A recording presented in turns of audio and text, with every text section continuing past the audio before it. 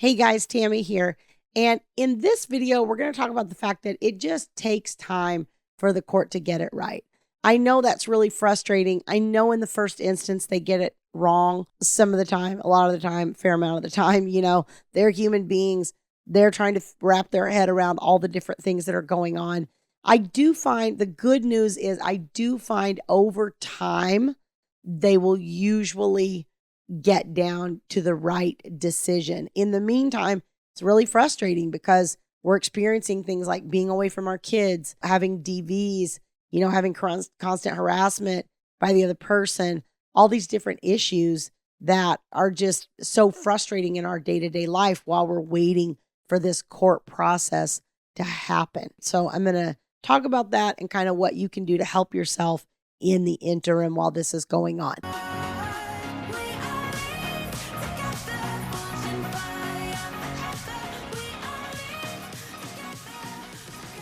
Before we dive into this topic, let me just remind you, if you like my content, don't forget to hit like on this video. Also subscribe to the channel so that you get notified as new videos are released.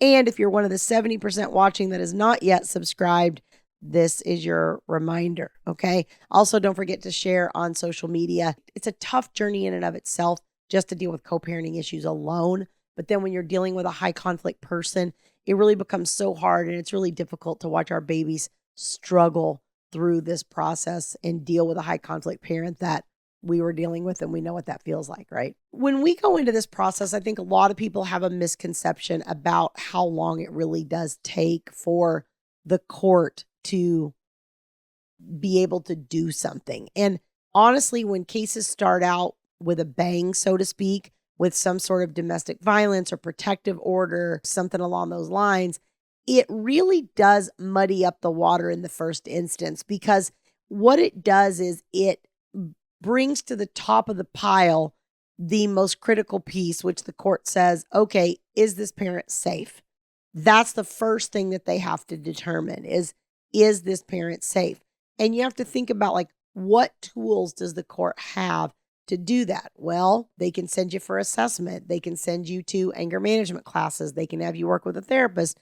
They can put you on supervised visitation to where you're observed in your interaction with your children. These types of things are really kind of the only mechanism the court has to be able to monitor that issue. They don't really have a lot of other good ways. And then usually as time goes on, if you are stable and you are doing all the right things, then you eventually will have parenting time with your children and all that. The court really does want you to have that. The problem that presents itself many, many times, and I would say I see this in a very high percentage of these situations, probably 85 to 90% of the time, you see a situation where people get really frustrated with the system. They get really stressed out about being away from their children. They get very emotional about being away from their children, especially like this time of year where we're in the holiday season. This can be a difficult trial when it's this time of year and you're struggling emotionally with being away from your child. And it's hard because everything around us is, happy holidays, Merry Christmas, Happy New Year, right? It's all like, bells and whistles and lights and fun and cheer, right? And good time. That's not the case for all of us. Sometimes it's a struggle. Sometimes it's difficult. Sometimes you're going through a darker season in your life and it's hard. And it's hard when you're away from your children at any time of year, but especially at this time of year. And if you have littles, right? I think that just really just compounds it and adds another layer. So when we're waiting for the court to make the decision, and we go in late November, early December, whatever it is, and then we get pushed off to January, February, it's like, what? I'm going to go through all these holidays and not see the child, and I'm going to not, or I'm going to have supervised visitation. Well, where can I find a supervision monitor on Christmas Eve or Christmas Day or New Year's Eve or New Year's Day? Like, that's not a real easy thing. That's kind of a tall order. We can get really angry and really frustrated, and understandably, those emotions come through sometimes. But the irony of those emotions coming through is that then it starts to give credibility to whatever the court's concern is, or whatever not even what the court's concern is, but whatever the concern the other party brought in. The other party says, oh, they're always angry. They're always doing all these things. And then you start doing those types of things and being angry or being hysterical or being emotional in your reaction to this situation. It confirms what the other side is saying. Now, look, I get it because it's a normal reaction. Who wouldn't have a reaction to suddenly being without their children that they've been living with? Who wouldn't have a reaction to, not getting to see your young child during the holidays or any of those types of things? That's a totally normal parental reaction, right? Those types of things are more significant for some people than others, I think. But I don't think there's any of us that wouldn't have any sort of emotional reaction to that kind of situation. But again, the problem becomes you're confirming by your behavior and by that response that what that other person is saying about you is true. So the number one thing that you can do in this situation is to just try to have some patience. Try to stay calm. Try to trust that the process is going to do what it needs to do. Again, I find the vast majority of the time it does. Those little anomalies where it doesn't are pretty rare. Somebody asked me the other day about corruption and, in the system. And I mean, I'm in California. I feel like that's almost like, I don't know. I feel in some ways that's almost like the king of corruption state. If it should be anywhere, it should be here. But I also grew up in the South. So, I know there's a lot of, I know this person, I went to school with their mama or daddy or whatever. And there's all that kind of thing too.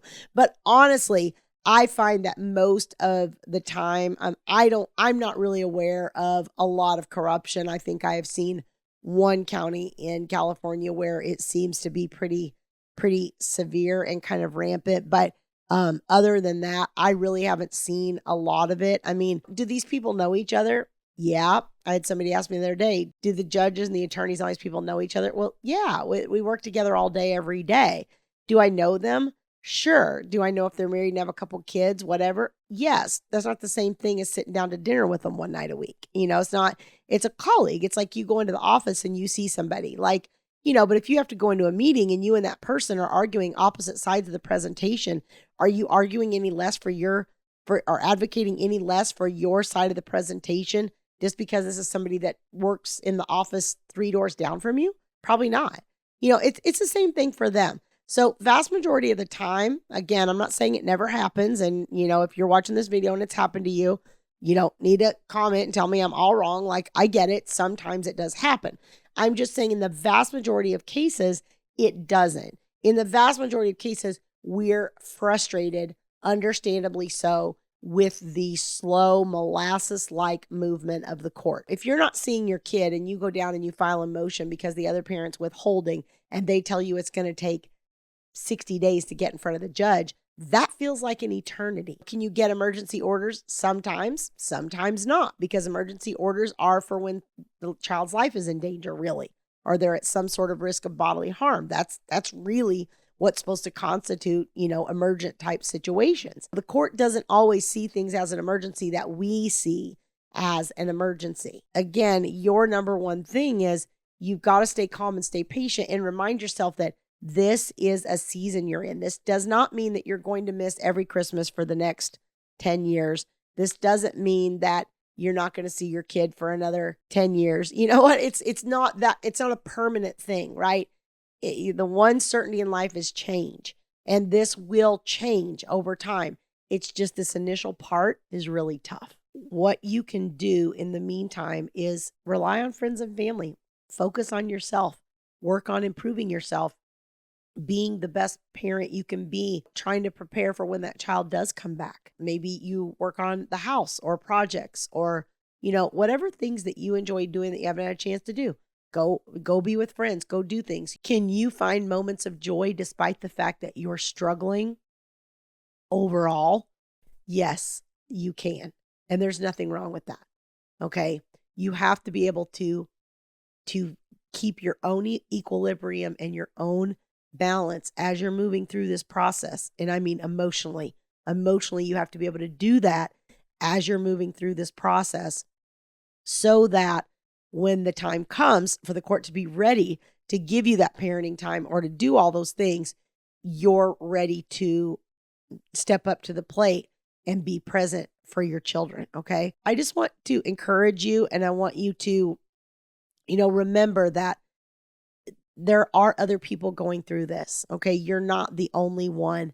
And that can be a lot of comfort and a lot of support. So I would encourage you to reach out. And, a lot of times there's people that have gone through this. They might not be going through it right now, but they've been through it. I haven't been through being away from my kids particularly, but I've been through divorce. I've been through, my husband died. And so I've been through things that I found a lot of comfort, even though they're not going through it right now like me. If you'd like to learn more about how to get that support and how you might be able to work with me, you can go to divorceuniversityonline.com/VIP-coaching. And there's information on that page where you can learn more about my services and learn more how I might be able to help you. Sorry, guys, I've had a cold this week. I'm kind of struggling. If you see me, that's what's going on. I'm not crying. I'm just struggling with my voice a little bit. So hope that was helpful. I'll see you guys next time. We'll grow in number, fueled by them to see the horizon, turn us to thousands.